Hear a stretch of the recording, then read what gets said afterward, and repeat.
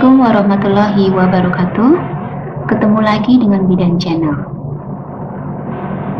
Kali ini Bidan Channel ingin memberikan tips mengenai pentingnya buku kesehatan ibu dan anak atau disebut dengan buku KIA. Beberapa ibu hamil ada yang menyebut dengan sebutan buku pink. Seperti apa bukunya? Ini dia bukunya. Buku Kesehatan Ibu dan Anak atau buku KIA ini berisi catatan kesehatan ibu dari sejak kehamilan, persalinan, sampai masa nifas. Dan juga berisi catatan kesehatan anak dari sejak bayi baru lahir sampai anak berusia 6 tahun. Nah, di dalam buku ini Bunda juga terdapat berbagai informasi cara memelihara dan merawat kesehatan ibu dan anak. Mempersiapkan kesehatan anak merupakan tanggung jawab orang tua, terutama ibu dari sejak awal kehamilan, persalinan, nifas, hingga pemantauan pertumbuhan dan perkembangan anak. Sebenarnya untuk mengetahui informasi tersebut sangatlah mudah. Bunda bisa mengakses informasi tersebut melalui buku KIA ini. Nah, di mana atau kapan Bunda bisa mendapatkan buku KIA ini?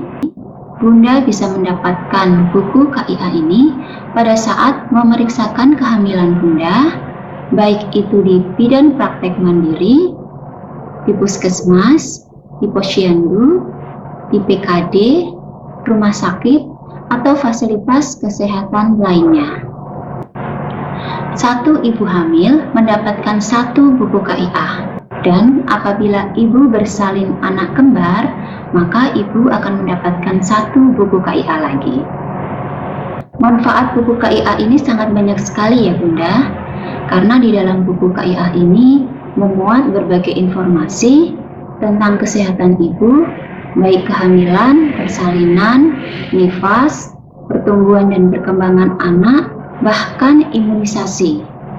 Nah, karena begitu banyaknya manfaat dari buku KIA ini, maka diharapkan Bunda tidak hanya menyimpan, tetapi juga membaca dan bisa memahami isinya.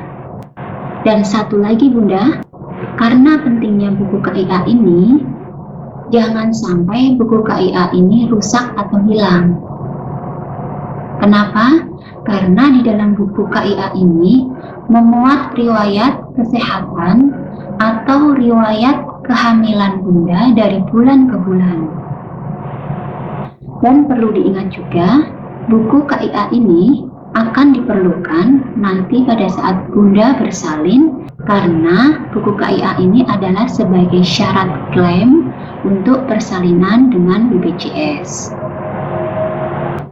Jadi ingat ya Bunda, tidak boleh hilang atau rusak.